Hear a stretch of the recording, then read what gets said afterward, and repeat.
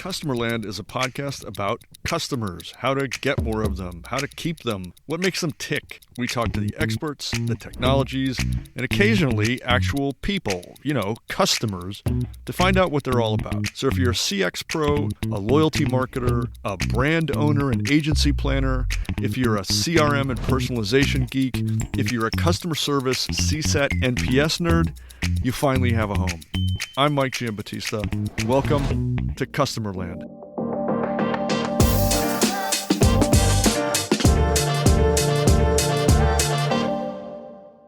Our purpose differentiation is really the power of our culture and the fact that we really celebrate the employee experience.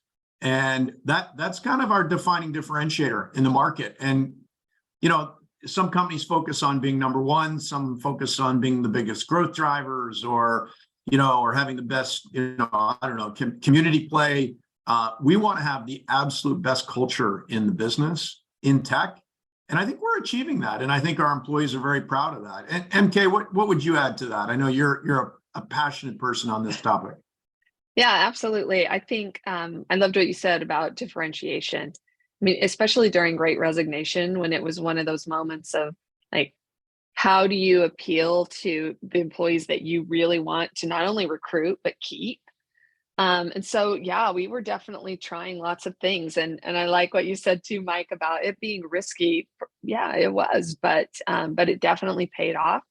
And the risk that we took was literally just trusting the employees to be responsible, and be accountable. And we're grateful to say that they rose to the occasion. So it says a lot about the company and the commitment of the employees that we have. And I think it's underlined by the fact that it's a circle, right? Like the employees love working at Alida because we have great products and our customers love us.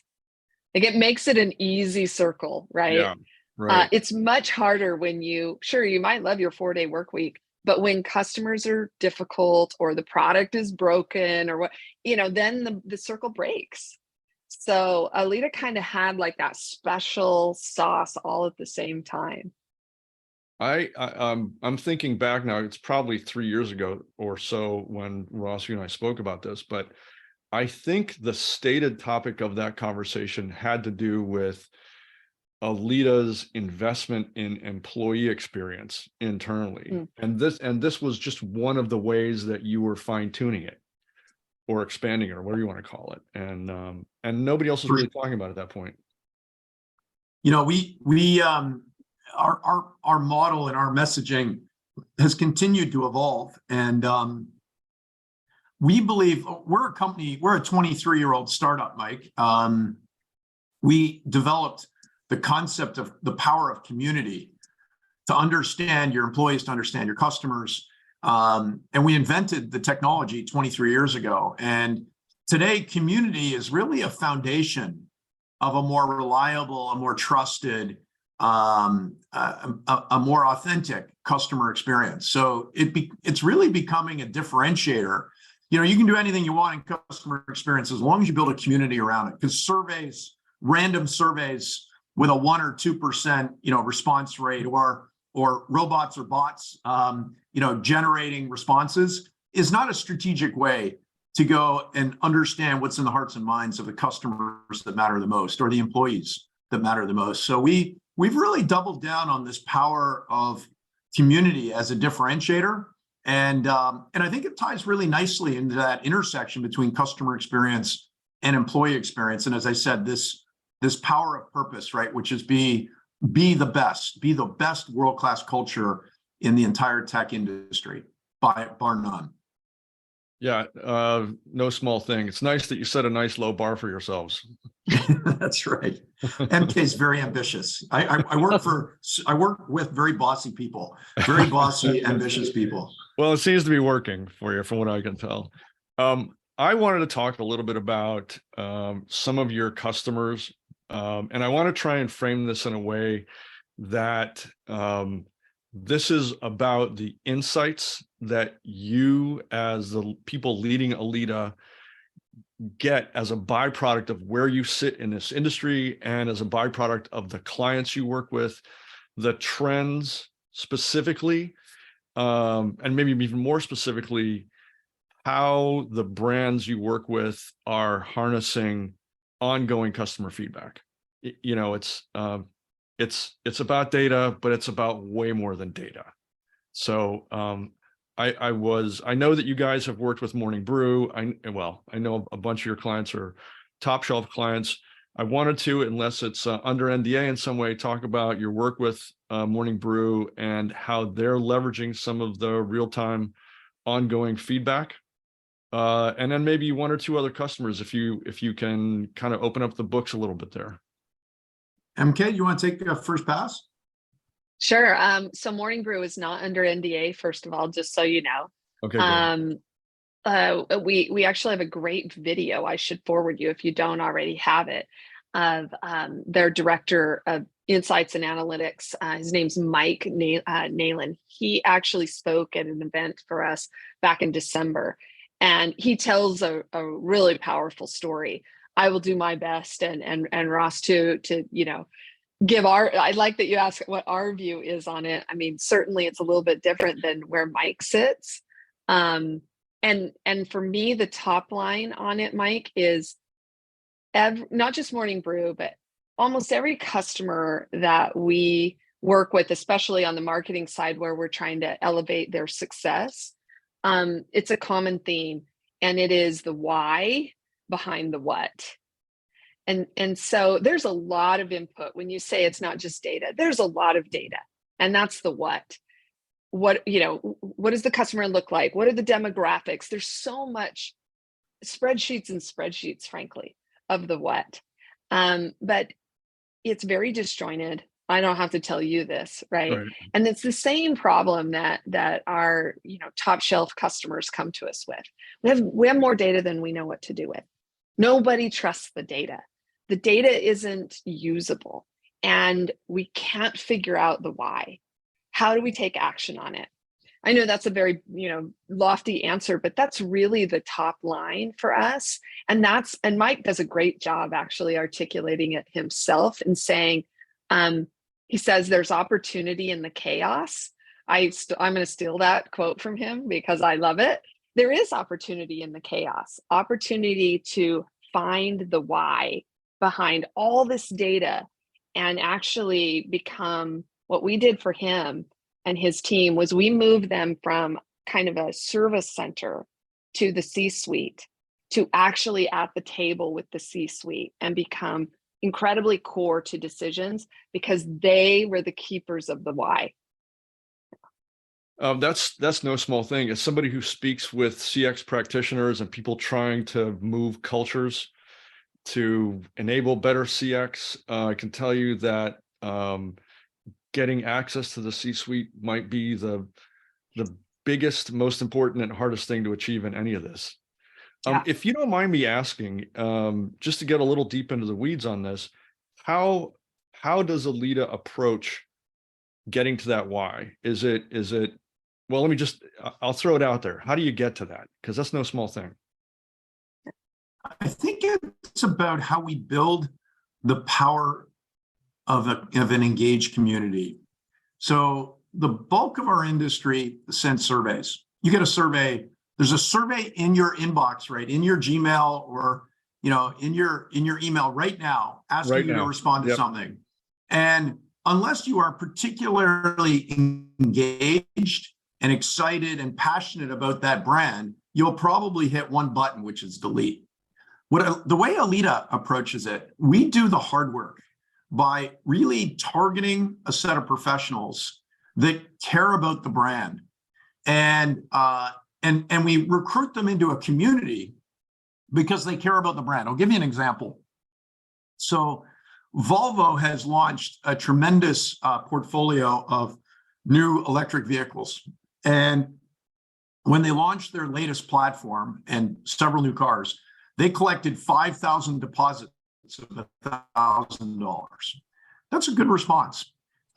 Within 6 months, 50% of those 1,000 deposits, those people that deposited $1,000 each, walked away from their deposits, and the Volvo had no reason, no understanding of why.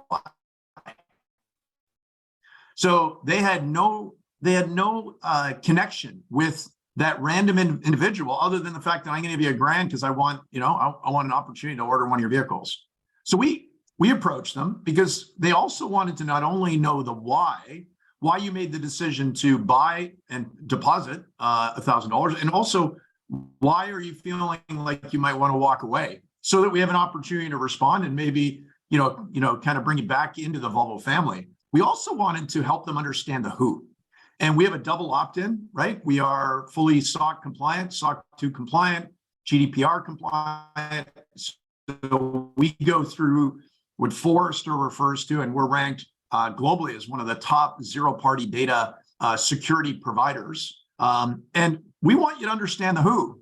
Now, those 5,000 people, when they actually go and put the $1,000 down, Volvo will ask them, do you want to be part of the Volvo community to build a better electric vehicle, to build a better Volvo vehicle, to build a better planet? Would you like us to be better to help serve you? And who is not going to say yes the day that they put the $1,000 down, because they are engaged with the brand? And I'm going to tell you that I'm Ross Wainwright. I'm 50 plus. I'm an empty nester. My birthday is May 20th, right? My past vehicles have been Volvos or not. I'm a repeat client, or I'm a new client. That's an important consideration as well. We actually launched the program within 3 months. We had a community of 15,000 people that are being part of that Volvo community. Not only the ones that have put the $1,000 down, but the ones that are just interested in being part of that Volvo community because they're considering purchasing. Now, what I just described really describes the power of community engagement. It's a lot harder to get there. It's a lot more work, but it's engaging with the customers that matter the most. If we did a random survey kind of spray and pray approach, maybe we provide incentives with rebates or something, I get 1 or 2%. The engagement strategy that we provide around community has anywhere between 40 and 60% response rates. It's just an entirely different way of approaching a customer experience. I want to take a quick break from the conversation to tell you about one of our sponsors. What could you achieve if you knew what your customers expected ahead of time? What if you could know what customers expect by category and by brand 12 to 18 months ahead of traditional brand tracking methods? And what if you could know exactly where to adjust and where to spend in order to derive the most benefit every time? A customer expectation audit allows you to identify areas that require strategic reinforcement, as well as pinpoint which values will contribute most to an emotional bond with your brand, and optimize accordingly.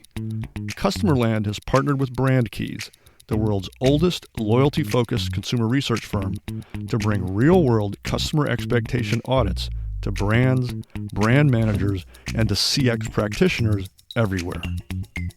Want to know where your brand stands and exactly what to do about it? Go to expectationaudit.com. That's expectationaudit.com and download a sample audit today. So if there's a way to kind of frame that up for folks that either don't work with Alida now or aren't the right customer profile for your client list, or maybe they're just too small, but they still are getting what you're saying, because what's not to get about this? How would you suggest people start that? If there really is no community per se, how do you build that? How do you engage those folks? MK, you want to start that one? Absolutely.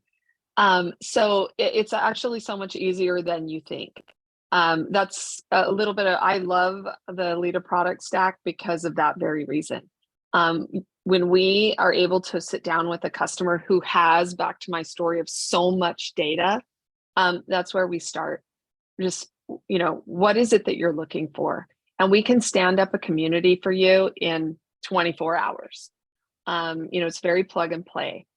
And by the way, once we stand up a single community, many of our customers are then, almost all of them actually, then want a second and a third and a fourth, and it just becomes exponential.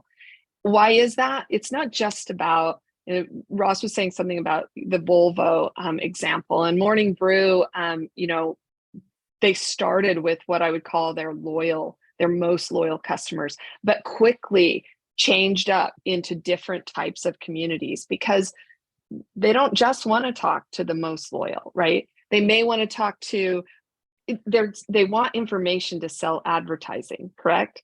So they need different types of information. And instead of just grabbing it out of this, untrusted database, they can stand up a community focused at a certain type of customer. Well, I like to say it's the right customer at the right time, and engage with them beyond demographics. So, okay, great. You live in LA and you're a mom of 2 boys and whatever, however much money you make.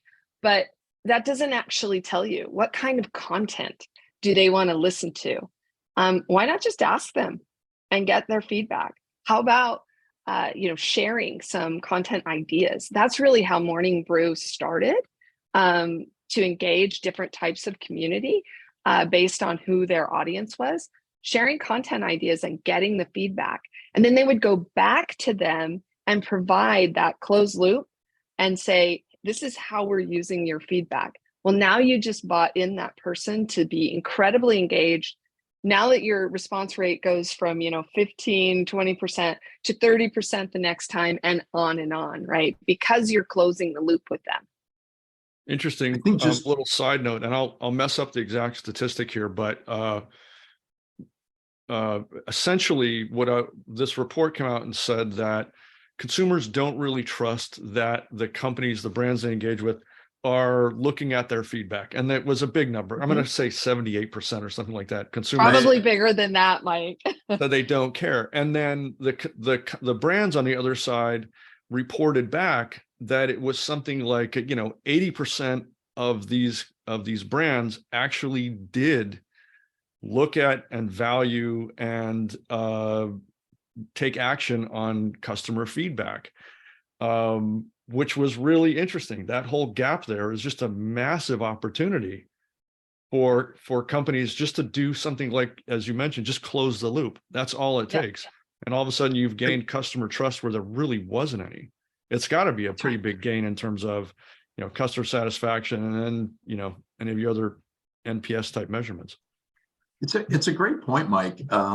We refer to the power of a respectful customer experience engagement, to close the loop, to go back and ask the why, to ask who you are, to ask what you care about, to provide some validation of how we're putting truth into action, is just a more respectful way of engaging with a customer, and it builds loyalty and trust. And when you were describing the MK and Mike, when you guys were talking about the Morning Brew example, I was thinking about not only the why, but the power of the who.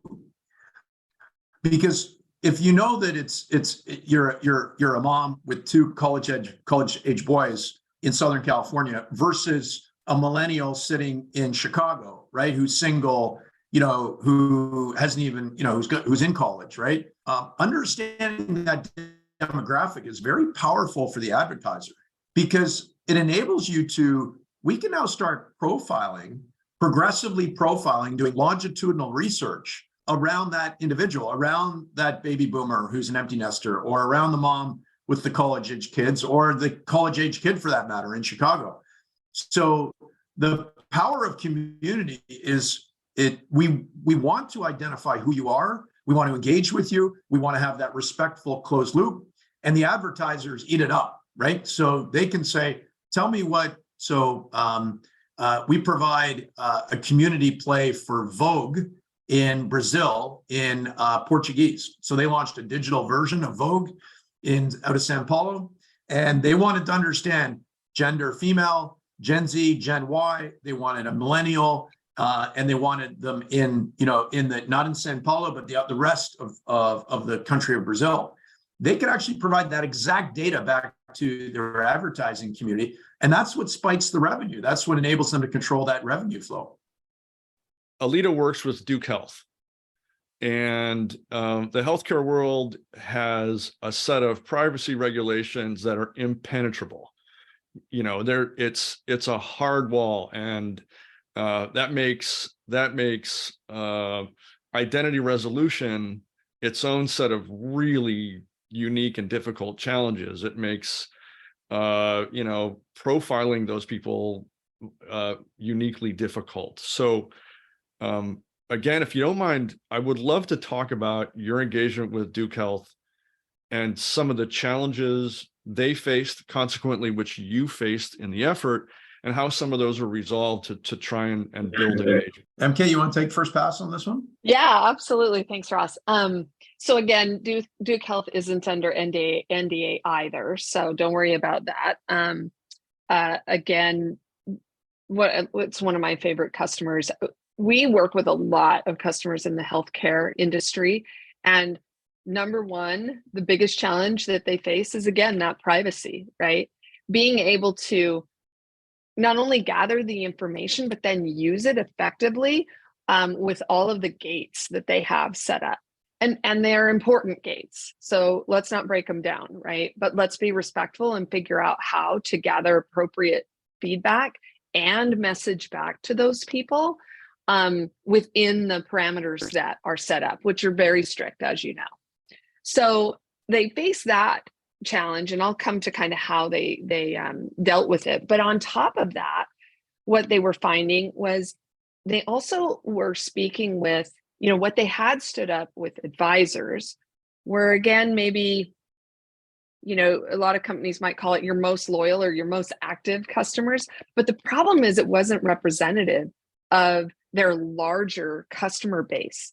So maybe it was, older folks, or just in a certain demographic that wasn't representative of who they really wanted to talk to build a longer term plan. Younger people, millennials, right? And younger, actually, like, how do we get to those demographics that are very difficult to reach? And oh, by the way, with all of the privacy around it, how do you do that? How do you even figure it out, right? So it had to be a double opt-in and then some.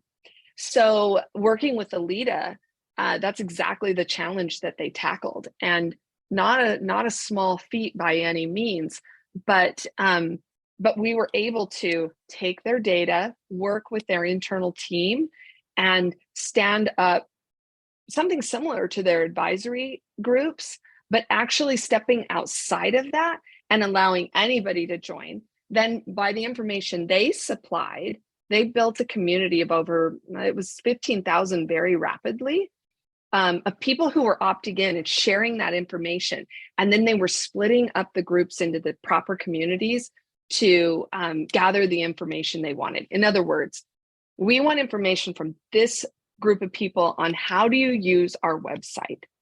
And then from this, how do you prefer to make appointments with us? How can we make that easier? And just those two examples with the website and how you schedule, then they combined and looked at the data and just taking that feedback and putting it into action. I'll have to pull up the data here. It's on a different screen, but very quickly they saw impact on, taking down that barrier. The number of appointments went way up. The frustration of the customers went way down, all the goodness. And it started with being able to find the right people that double opted in to a set community, right?